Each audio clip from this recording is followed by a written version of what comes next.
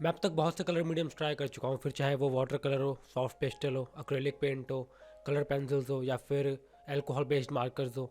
लेकिन एक कैटेगरी थी जो अब तक मैंने एक्सप्लोर नहीं करा था, वो थी एक्रेलिक मार्कर्स की।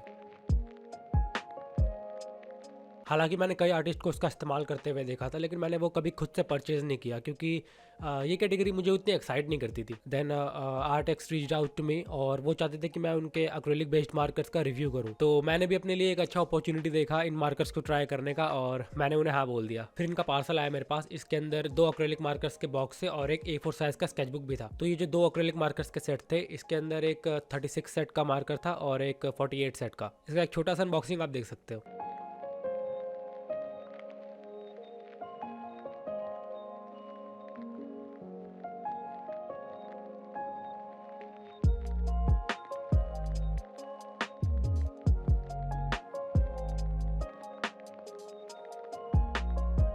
दोनों मार्कर्स की कैटेगरी और उसके टिप दोनों सेम है, बस 48 सेट वाले मार्कर्स में कुछ शेड्स एक्स्ट्रा है। प्रीमियम क्वालिटी मार्कर्स में आप एक चीज नोटिस करोगे कि इनका जो कंटेनर होता है मार्कर्स का, या कह लो जो बॉक्स होता है, इसके अंदर जो मार्कर्स होते हैं वो बिल्कुल वेल ऑर्गेनाइज्ड होते हैं। अब फॉर एग्जांपल ये कॉपिक मार्कर के सेट को ले लो, इसमें मार्कर्स को एक जगह पे होल्ड करके रखने के लिए छोटे छोटे स्क्वायर होल बना रखे हैं ताकि जो मार्कर्स है वो एक जगह पे रहे पूरा बॉक्स हिलाने पे भी। लेकिन ओहू मार्कर्स में आपको ये चीज नहीं मिलेगी, वो बस एक पाउच देते हैं जिसके अंदर सारे मार्कर्स होते हैं। तो ठीक कॉपिक मार्कर्स के जैसे ही इन्होंने इन एक्रेलिक मार्कर्स के बॉक्स में वो छोटे छोटे स्क्वायर होल्स बना रखे हैं नीचे की तरफ, ताकि जो मार्कर है वो एक जगह पे होल्ड रहे। तो कह सकते हैं कि इनके मार्कर का जो कंटेनर है वो काफी अच्छा बनाया हुआ है इन्होंने, तो गुड वर्क फॉर दैट। अब बात करते हैं इन मार्कर्स के निब की। तो इन मार्कर्स में 3 mm के बुलेट टिप निब्स है, जो कि काफी वाइड माना जाता है मार्कर्स की कैटेगरी में। पर इससे एक बात साफ हो जाती है कि ये मार्कर स्मॉल डिटेल्ड एरियाज के लिए नहीं है। आपने अगर पोस्का का मार्कर यूज किया हुआ है हाईलाइटिंग के लिए, तो उसमें जैसे मार्कर को यूज करने से पहले शेक करना होता है और निब को साइमल्टेनियसली प्रेस करना होता है, सेम वैसे ही इन मार्कर्स के साथ भी है। थोड़ा सा शेक करो, निब को प्रेस करो और फिर यूज करो।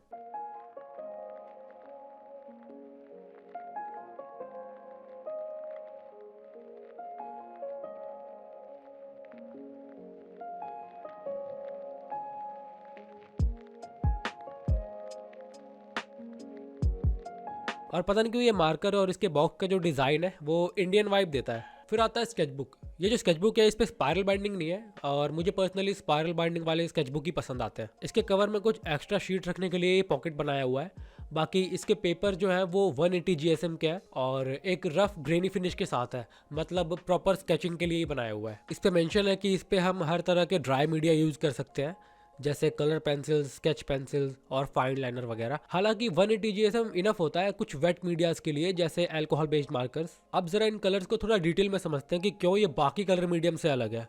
अगर है तो जैसे मैंने बताया, इसकी टिप राउंड है और 3 mm की है और इसे शेक करके निप को कपल ऑफ टाइम प्रेस करके यूज करना होता है। इसका जो इंक है वो एक्रेलिक पेंट पे पेस्ट है। इसका मतलब क्या हुआ कि ये पेपर पे एक लेयर बना देता है। बाकी मार्कर्स क्या करते हैं, वो पेपर पे लेयर नहीं बनाते, वो पेपर में अब्सॉर्ब हो जाते हैं। For example water based marker या फिर अल्कोहल बेस्ड मार्कर्स। लेकिन ये एक्रेलिक बेस्ड मार्कर ये पेपर पे लेयर बना देता है, बिल्कुल एक्रेलिक पेंट की तरह। इसे जब आप यूज करके कलर करोगे तो आप एक अलग ही आर्ट स्टाइल अचीव करोगे। इन मार्कर्स की खास बात यह है कि ये हर तरह के पेपर पे काम करने के लिए सक्षम है। भाई जो पेपर है वो 100+ GSM का होना चाहिए और अगर मैं गलत नहीं हूं तो ये मार्कर्स ग्लास पे भी वर्क कर सकते हैं।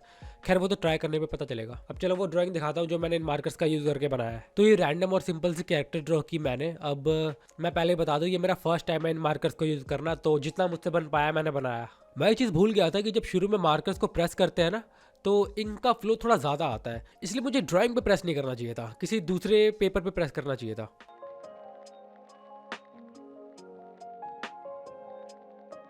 अब देखो इसके इंक का एक टेक्सचर लग रहा है ना, जैसे एक लेयर बन रही हो पेंट की तरह। मैं अब तक इसे बिल्कुल एक रेगुलर मार्कर की तरह यूज कर रहा हूँ, जो कि हो सकता है सही ना हो, वो तो ट्राई करने पे पता चलता है धीरे धीरे जैसे जैसे हमें रिजल्ट मिलते हैं।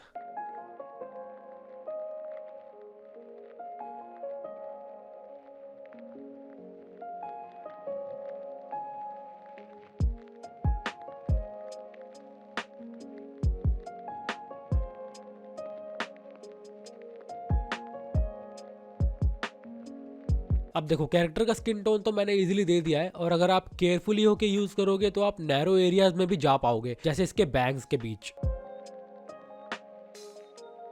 इन मार्कर से आप जितने चाहे उतने लेयर्स बना सकते हो इनको ड्राई होने के बाद, जो कि कोई और मार्कर्स में नहीं होता। एग्जाम्पल के लिए अल्कोहल बेस्ड मार्कर या फिर वाटर बेस्ड मार्कर्स, इन मार्कर्स पे आप लाइट टोन नहीं दे सकते डार्क कलर के ऊपर। पर इन मार्कर्स में आप लेयर बना सकते हो जितने चाहे, बस पहले वाले लेयर को ड्राई होने का वेट करना होगा। इन मार्कर्स का एक एडवांटेज भी है कि 3mm के निब होने की वजह से इससे लार्ज एरिया कवर करना काफी आसान हो जाता है। इसलिए ये मार्कर्स स्पेशली बैकग्राउंड के लिए परफेक्ट है। मैं इसे कैरेक्टर ड्राइंग के लिए इसलिए यूज कर रहा हूँ क्योंकि अगर ये इस पे अच्छे काम कर गए और रिजल्ट अच्छा आया तो बैकग्राउंड पे ये इजीली काम करेंगे। अब देखो ये लाइट ब्राउन है, इस पर मैं ऑरेंज से हाईलाइट दे रहा हूँ। ये किसी और मार्कर के साथ पॉसिबल नहीं है।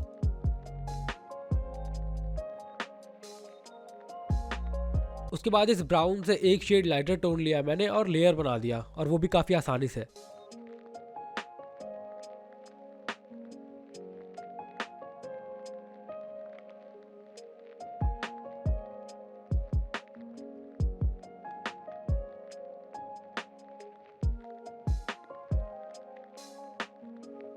अब देखो इस पे ब्लू हाईलाइट भी देने वाला हूँ, वो भी ब्राउन के ऊपर। ऐसा कभी पॉसिबल हुआ है किसी मार्कर से?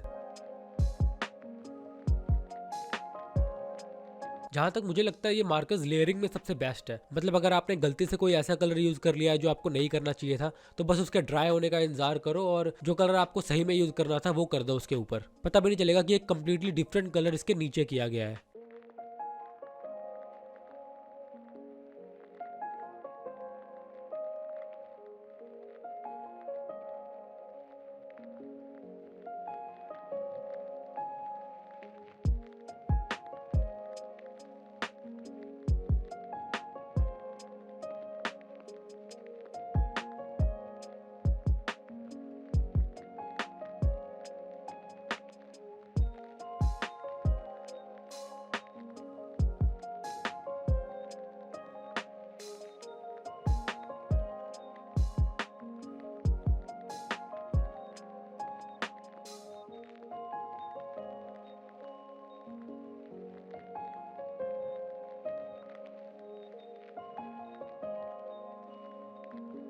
ऑब्वियसली ये मार्कर नॉर्मल यूजर्स के लिए तो नहीं बने हैं, क्योंकि नॉर्मली हम क्या करते हैं, दो अलग कलर को ब्लेंड करके एक नया शेड देते हैं, और मे बी इन मार्कर्स के साथ ये पॉसिबल नहीं है। या फिर हो सकता है कि हो, बस मुझे करना ना आता हो। तो कंप्लीट हो जाने के बाद ड्राइंग कुछ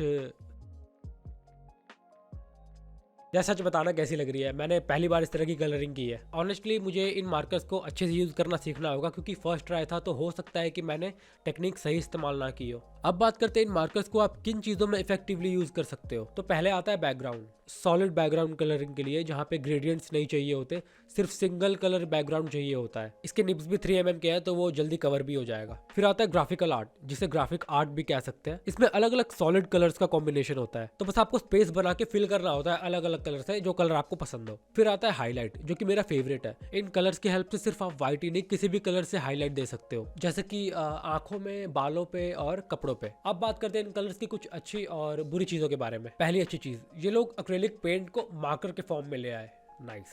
दूसरी, सॉलिड कलर होने की वजह से इन मार्कर से आप जितने चाहे उतने लेयरिंग कर सकते हो। तीसरी, 3mm के निब की वजह से लार्ज कलरिंग एरिया जल्दी कवर हो जाता है। चौथी, इसका बॉक्स, क्योंकि इसके बेस में इन्होंने ट्रे बनाई हुई है जो मार्कर्स को एक जगह होल्ड रखती है। और अगर मैं मार्कर्स के बुरी चीजों के बारे में बात करूं, तो पहला है कि इसके इंक को ड्राई होने में टाइम लगता है। दूसरा, अगर इसके निब ब्रश टाइप होते हैं अल्कोहल बेस्ड मार्कर्स की तरह, तो ज्यादा कंफर्टेबल होता। तो बस यही था फुल रिव्यू आर्टेक्स के एक्रेलिक मार्कर्स का।